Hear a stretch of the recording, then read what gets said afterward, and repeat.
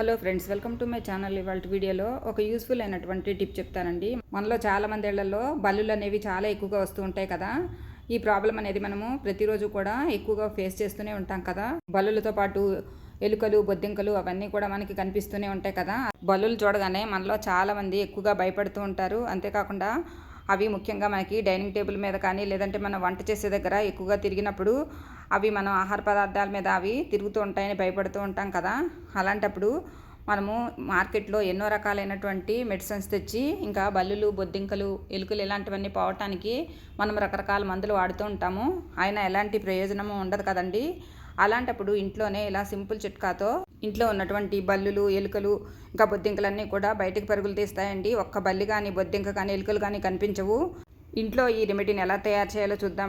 ఇలాంటి ట్యాబ్లెట్స్ అనేవి మన అందరిలో ఉంటూనే ఉంటాయి కదా. ముఖ్యంగా ఎక్స్పైర్ అయిపోయిన ట్యాబ్లెట్స్ అయినా మనం తీసుకోవచ్చండి. ఇక్కడ నేను డోలో 650 ట్యాబ్లెట్ ఒక దాన్ని తీసుకుని ఇలా ఒక పేపర్ మీద వేసి ఇలా ఒక చిన్న రాయితో మనము మెత్తని పౌడర్ లాగా దంచి ఒక బౌల్లో వేసుకోవాలి. తర్వాత అందులోనే పసుపు ఉంటుంది కదా, ఆ పసుపు కూడా ఒక 1/2 టేబుల్ స్పూన్ వరకు పసుపు కూడా వేసుకోవాలి.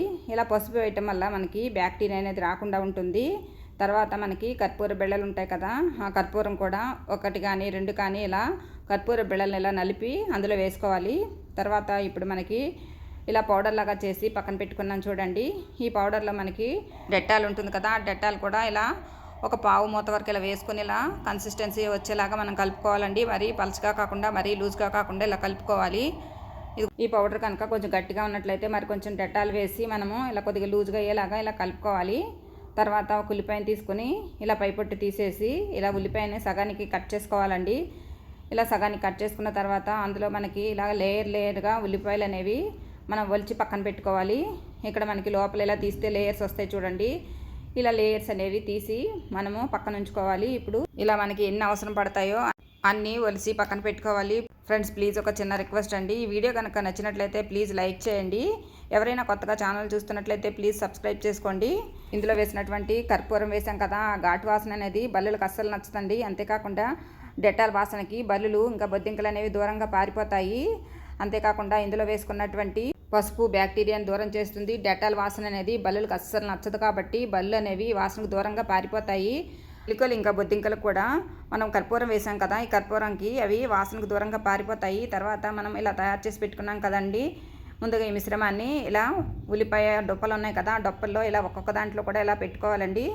ఇలా పెట్టుకున్నాం కదా, ఇలా మనకి ఎన్ని అవసరమైతే అన్నీ పెట్టుకుని పక్కన ఉంచుకోవాలి. తర్వాత ఇప్పుడు మనకి ముఖ్యంగా బల్లులు అనేవి గోడల మీద, ఇంకా కిచెన్ పొయ్యిగట్టు మీద, తర్వాత పొయ్యి మీద, తర్వాత మనకి డైనింగ్ టేబుల్ మీదగా ఎక్కువగా తిరుగుతూ ఉంటాయి కదా. అలాంటి ప్లేసుల్లోనే మనం తయారు చేసుకున్నటువంటి ఈ ఉల్లిపాయ డొప్పలను ఉంచుకోవాలండి. ఇక్కడ నేను స్టవ్ అనేది శుభ్రంగా క్లీన్ చేసుకున్న తర్వాత రాత్రిపూట ఇలా స్టవ్ పైన, ఇంకా స్టవ్ కింద, తర్వాత స్టవ్ గట్టి మీద ఇలా ఒక్కొక్కటి 4 ప్లేసుల్లో 4 మూలలు ఇలా పెట్టుకుంటున్నానండి.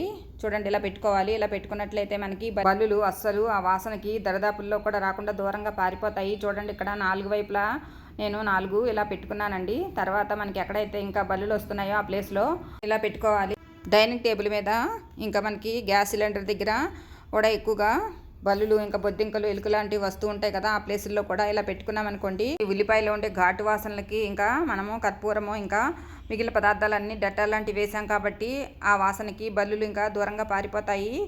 బల్లులు వస్తున్నాయో ఆ ప్లేస్లో ఇలా పెట్టుకోవాలి. తర్వాత ఇలా మనము రాత్రిపూట మాత్రమే వీటిని పెట్టుకుని మార్నింగ్ అనేది వీటిని క్లీన్ చేసేసుకోవాలండి. ఇంకా చిన్నపిల్లలు ఉన్నప్పుడు వాళ్ళకి ఇవి అందుబాటులో లేకుండా చూసుకోవాలి. ఇందులో మనము ట్యాబ్లెట్ వేసాం కదా, ఆ ట్యాబ్లెట్ అనేది పిల్లలకు అందుబాటులో లేకుండా చూసుకోవాలి. తర్వాత పెంపుడు జంతువులు ఉన్నా కానీ వాటికి కూడా ఇవి అందకుండా చూసుకోవాలి. పొరపాటున కనుక తిన్నట్టయితే వాటికి కొంచెం ప్రాబ్లం అవుతుంది కాబట్టి వాటికి ఇవి దూరంగా ఉండాలండి.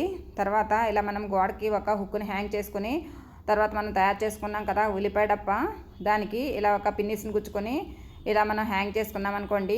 గోడల మీద బల్లులు పాకుతున్నట్లయితే ఈ వాసనకి దూరంగా పారిపోతాయి. ఇంట్లో నుంచి బయటికి వెళ్ళిపోవడమే కాకుండా మళ్ళీ దరిదాపుల్లోకి రాకుండా ఉంటాయి. ఇలా మనం ప్రతిరోజు ఫేస్ చేసే ఈ చిన్న చిన్న ప్రాబ్లమ్స్ అనేవి మనం ఇలా సింపుల్ చిట్కాలతో మనం ఈజీగా పోగొట్టుకోవచ్చండి. ఇంతేనండి వాళ్ళ వీడియోలోని టిప్స్ అన్నీ మీకు నచ్చాయనుకుంటున్నానండి. Thank you for watching this video.